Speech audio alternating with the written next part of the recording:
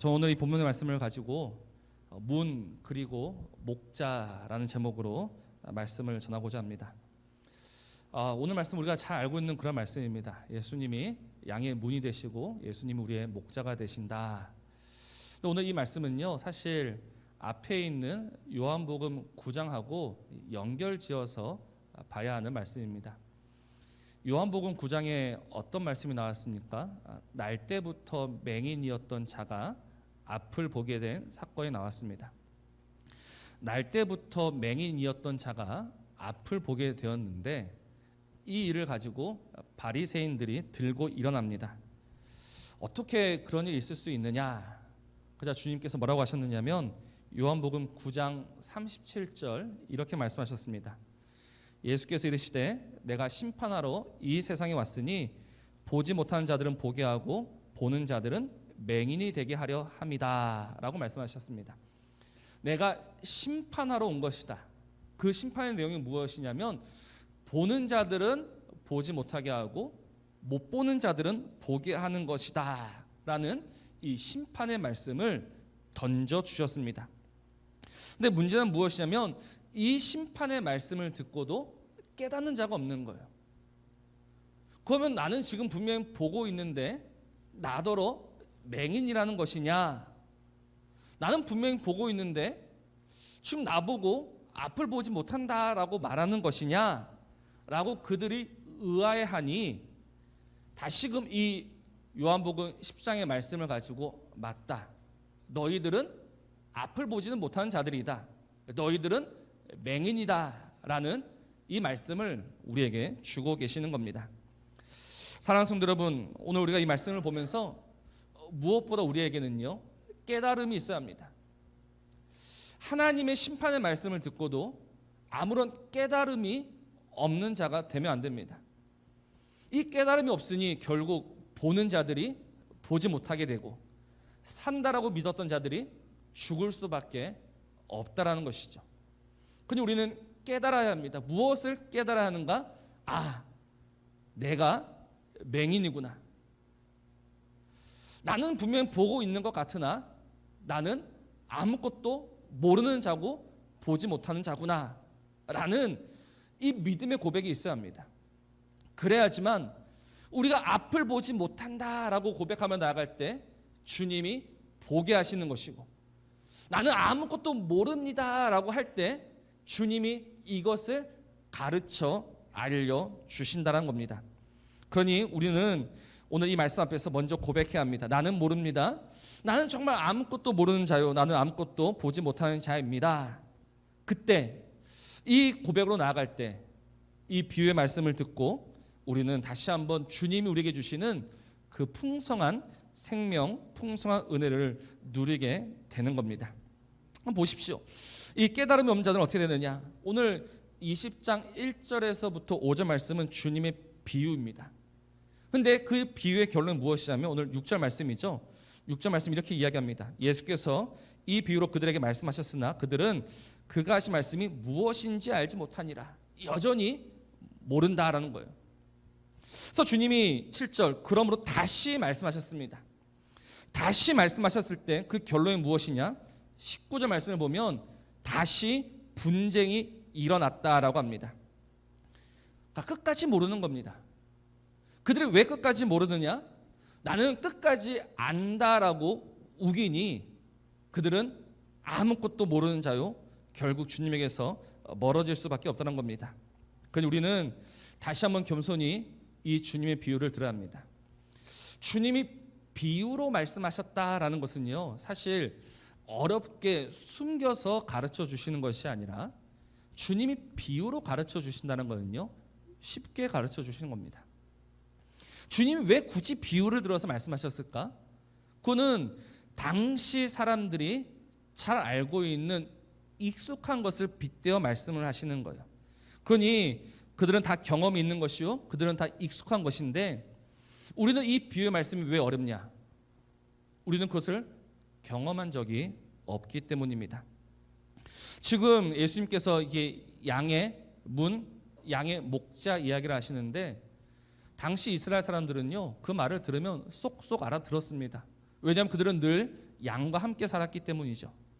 근데 우리는 양을 키운 적도 없고 그 양의 목자가 되어본 적도 없습니다. 그러니 좀 어려울 수밖에 없는 겁니다. 그래서 우리는 이 배경 지식을 조금은 알아야 합니다. 이스라엘은 이제 공동 목축입니다. 목자들이 이 양을 데리고 산으로 들러 나갑니다. 그러면 매일 저녁 집으로 돌아오는 것이 아니라 그 깊은 산 속에 들어갔기 때문에 그 산 속에서 며칠을 지내다가 돌아옵니다. 그럼 그 깊은 산 속에서 어떻게 양들을 지키느냐? 큰 우리를 만들어서 지키는 거예요. 사진을 보시면 아마 이런 우리에서 여러 양들이 뒤섞여 있음을 우리는 볼 수 있습니다. 네. 그래서 여기에는 그냥 우리 집 양만 들어가는 것이 아니라 이 집 저 집 다 모아서 함께 양들이 들어갑니다. 근데 양들이 뒤섞여 있는데 어떻게 이 양을 내 양인지 알 수 있느냐? 이건 우리가 좀 의아하지만 그들은 너무나도 익숙한 거예요. 왜냐하면 그 목자의 음성을 알아듣고 양들이 나오기 때문입니다. 그래서 그 목자가 그 양을 불렀을 때 그 양은 알아서 우리 목자가 부르는구나 하면서 나가고 저건 내 목자가 아니니까 나가지 말아야지, 그렇게 양을 키웠다라는 겁니다. 지금 주님이 그렇게 말씀하고 계시는 거예요. 주님이 내가 너희들을 지금 불러낸다라고 오늘 말씀하고 계시죠. 그러니 우리는 오늘 그 목자의 음성을 듣고 그 목자에게로 나아가야 합니다. 이것이 오늘 우리 삶의 목적입니다. 오늘 저는 이 설교를 통해서 정말 드리고 싶은 말씀이 무엇이냐면, 우리는 지금 이 양의 우리에서 이제는 나가야 한다는 거예요. 잘 들으십시오. 우리는 우리에서 나가야 합니다. 왜냐하면 그 우리는 우리가 영원히 살 곳이 아니기 때문이에요. 그 안에 갇혀 있으면 그 밖에 있는 풍성한 생명을 누릴 수가 없는 겁니다. 그래서 이제 그 우리 안에 갇혀 있다가 목자가 나를 부르면 나가야 되는데, 지금까지는 어떤 상태였습니까? 아무도 나갈 수가 없었다라는 거예요. 왜냐하면 예수님보다 먼저 온 자들은 스스로 문이다라고 했지만 그들은 문이 아니라 다 절도요, 강도였기 때문입니다. 그들이 누굽니까? 바리새인들이죠. 그 바리새인들은 봐라, 나를 통해서 이제 이 우리에서 나가자라고 말했지만 그러나 아무도 그 우리에서 나가지 못했다는 겁니다. 우리 누가복음 11장 52절 말씀입니다. 누가복음 11장 52절 이런 말씀이 있어요. 화 있을진저 너희 율법 교사여, 너희가 지식의 열쇠를 가져가서 너희도 들어가지 않고 또 들어가고자 하는 자도 막았느니라 하시니라. 그들이 걸어 잠근 거죠. 분명 이제는 나아가야 하는데 그 안에 갇혀서 살아가는 겁니다. 무엇으로 가두고 있었느냐? 율법으로 가두고 있었습니다. 그 하나님의 법을 가지고 너 이 법을 하나부터 열까지 다 지켜야지만 이 우리에서 나가서 풀을 뜯을 수 있다. 그런데 어떻습니까? 아무도 못 나가는 거예요. 왜냐하면 그 율법은 살리는 것이 아니라 죽이는 것이기 때문이죠. 로마서 3장 20절 말씀을 보면 율법의 역할이 무엇이냐? 죄를 깨닫게 하는 것이다 라고 했습니다. 율법이 없을 때는 죄인지 알지 못하다가 그 율법이 주어짐으로 말미암아 무엇을 보게 되느냐? 우리의 절망과 우리의 한계와 우리의 죽음을 보게 되는 겁니다. 이 율법을 가지고 나는 이제 살았다가 아니라 그 율법 앞에서 나는 이제 죽었구나라는 그 고백을 할 수밖에 없는 거예요. 그런데 자칭 이 본다고 하는 자들이 계속해서 이 율법으로 죽이고 또 죽이고 있었다라는 겁니다. 그것이 누가복음 6장 39절 말씀입니다. 누가복음 6장 39절 말씀 보면 또 비유로 말씀하시되 맹인이 맹인을 인도할 수 있느냐? 둘이 다 구덩이에 빠지지 아니하겠느냐라고 하셨습니다. 여기서 말하는 맹인 누구겠습니까? 첫 번째 맹인은 바리새인이요, 두 번째 맹인은 그 우리에 갇혀 있는 맹인입니다. 맹인이 맹인을 인도하니 결국 다 구덩이에 빠져 죽을 수밖에 없었다는 겁니다. 그래서 주님께서 지금 말씀하시죠.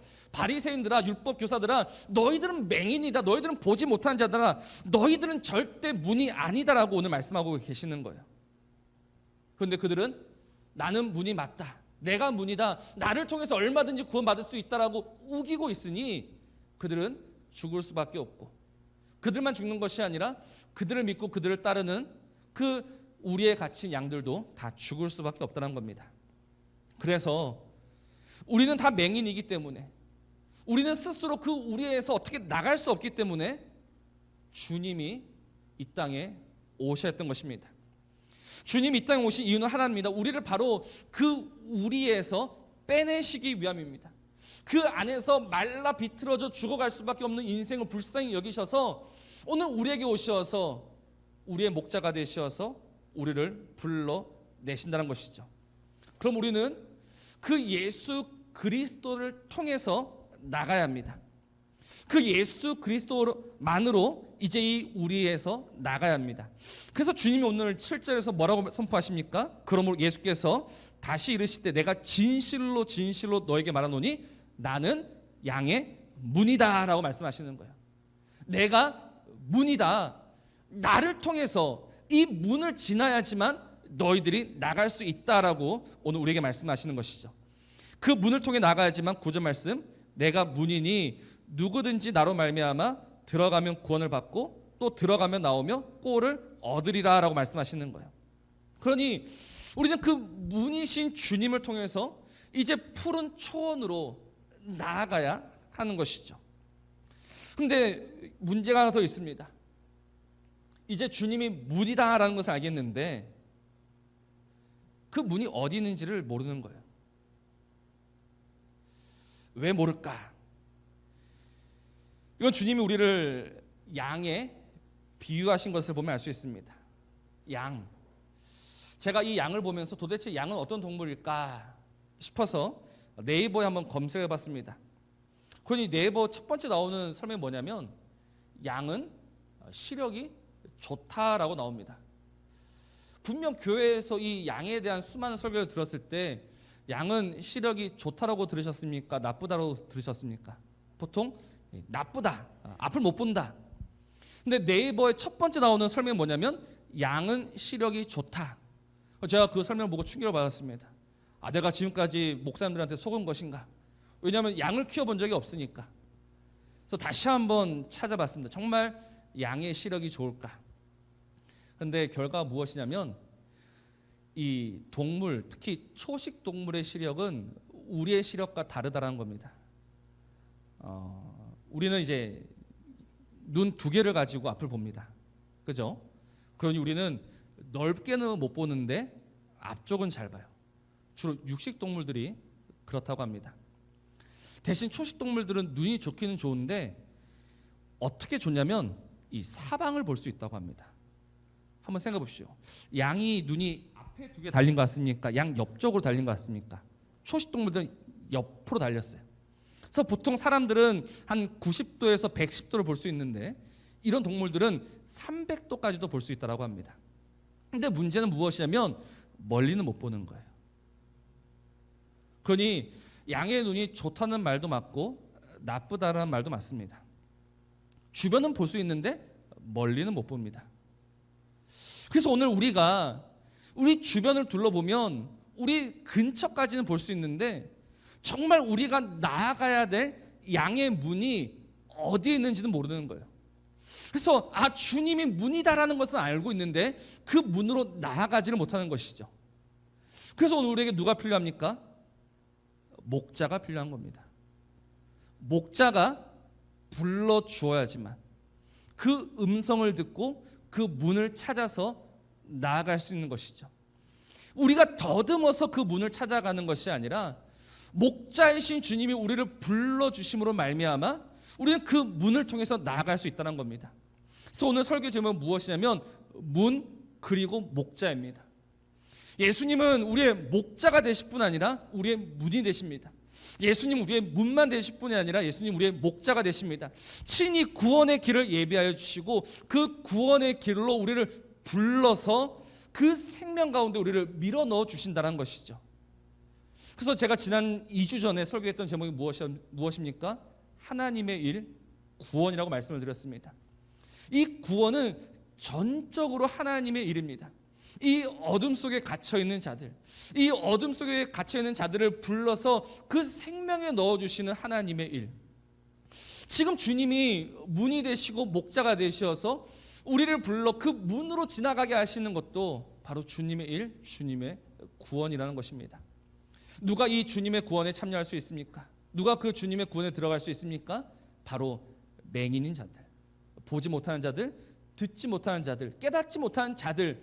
하나님, 나는 정말 아무것도 모르고 나는 오늘 아무것도 할 수 없어, 이 자리에 꼼짝없이 죽을 수밖에 없습니다라고 인정하고 고백하는 그 사람들이야말로 다시금 나를 찾아와 내 이름을 부르시며 오늘 그 문을 열어주시는 그 주님을 통하여서 생명과 은혜 가운데로 나아갈 수 있다는 겁니다. 그래서 우리의 믿음이 좋으면 좋을수록 고백하게 되는 거는요, 나는 정말 모릅니다라는 고백을 할 수밖에 없습니다. 어제 어떤 장로님 한 분을 만났습니다. 이 장로님은 은행원 출신이세요. 은행원 출신이니까 얼마나 이게 계산이 빠르겠습니까? 그래서 지금 사업을 한 지가 벌써 10년이 넘었습니다. 어느 정도 자리를 잡았어요. 그리고 이제 이렇게 하면 되겠다, 이제 조금씩 길이 보이기 시작하는데, 이 장로님 어제 저한테 하시는 말씀이 무엇이냐면, 목사님, 정말 모르겠습니다. 지금 무슨 일이 일어나고 있는지 모르겠습니다. 그냥 등 떠밀려서 살아가고 있는 것 같습니다. 하나님이 그냥 나를 밀어붙이시는 것 같습니다. 그래서 그냥 등 떠밀려 살려고요 라고 이야기하시더라고요. 제가 그 이야기를 들으면서, 장로님, 그게 믿음입니다. 다른 게 믿음이 아니라 하나님이 내 등을 떠밀어 주실 때 떠밀려 가는 게 믿음이고, 하나님이 나를 막으실 때 그 앞에 잠잠히 서는 게 믿음이다. 그래서 우리가 잘 알고 있는 찬양 가운데, 내일 일은 난 몰라요, 하루하루 살아요.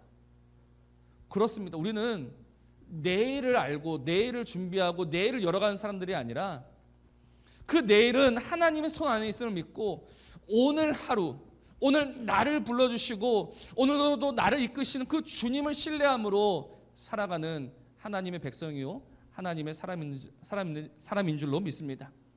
그래서 우리는 오늘도 다시금 그의 음성을 들으라는 거예요. 오늘도 나에게 오셔서 말씀하시는 주님. 근데 우리는 어떻게 살아갑니까?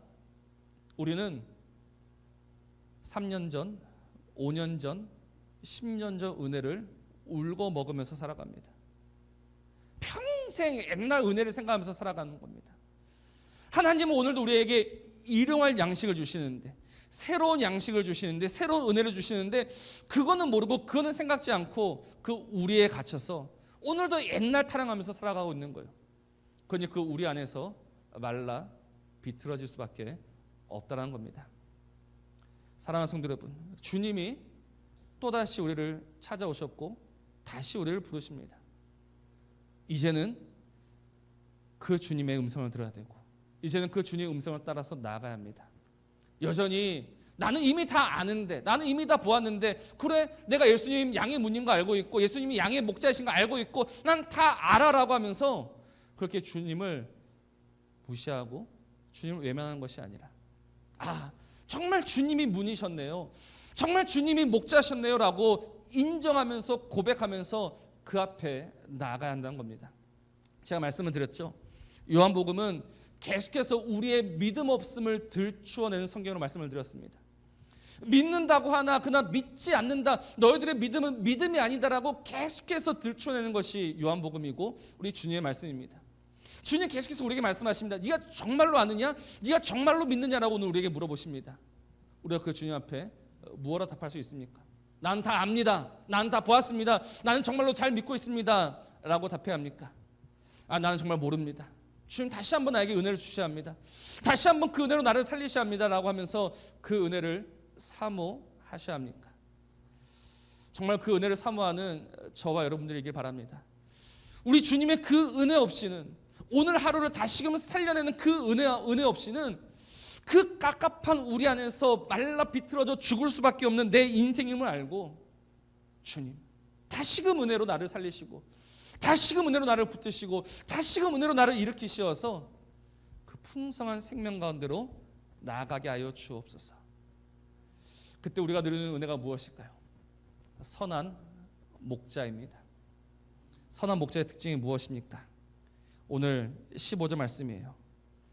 아버지께서 나를 아시고 내가 아버지 아는 것 같으니 나는 양을 위하여 목숨을 버린다. 선한 목자. 우리 주님은 우리를 위해서 목숨을 버리신다라고 했습니다. 우리를 위해서 목숨을 버리신다라는 의미가 무엇입니까? 우리 주님이 우리를 위해서 목숨을 버리신다면 정말 그 외에 그 어떤 것도 아끼지 아니하신다는 겁니다. 주님이 은혜에 인색하신 분이십니까? 주님이 찔끔찔끔 은혜를 주시는 분이십니까? 주님은 언제나 넘치도록, 왜? 선한 목자이시니까. 자신의 목숨까지 주셨으니까 그 어떤 것도 아끼지 아니하시고 우리에게 주시는 선한 목자이신 줄로 믿으시길 바랍니다. 그러니 그 주님의 손을 바라면서 살아야죠. 그 주님이 먹이시는 것을 먹으면서 살아야죠. 그 주님이 채우시는 것으로 날마다 살아야 하지 않겠습니까? 근데 왜 우리는 그 선한 목자를 믿지 아니하고 내가 애쓰고 내가 수고해서 살려고 합니까?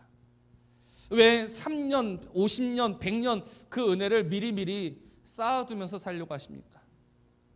주님이 오늘 나를 불러가시면 내가 쌓아두었던 것 다 무용지물이 될 것 뻔한데 왜 계속해서 쌓아두며 살아가십니까? 내가 많이 쌓아두며 살아가는 것이 은혜가 아닙니다. 내가 많이 쌓아둔 것이 복이 아닙니다. 오늘 선한 목자이신 주님을 신뢰하면서 그분이 주시는 것으로 살아가는 것이 은혜요 믿음입니다. 오늘 우리의 문이 되시고 우리의 목자 되신 그 주님을 다시금 신뢰하며 살아가는 저와 여러분이 바랍니다. 그래서 우리 김영사님께서 불렀던 찬양, 주가 일하시네, 주가 일하시네. 우리 주님은 지금도 쉬지 않고 일하시는 주님이신 줄로 믿습니다. 그 주님을 신뢰함으로 그 은혜를 사모하면서 오직 그 은혜만을 구하며 살아가는 우리 사림교회 모든 주님의 백성들, 주님의 사람들 되시기를 우리 주님의 이름으로 축복합니다.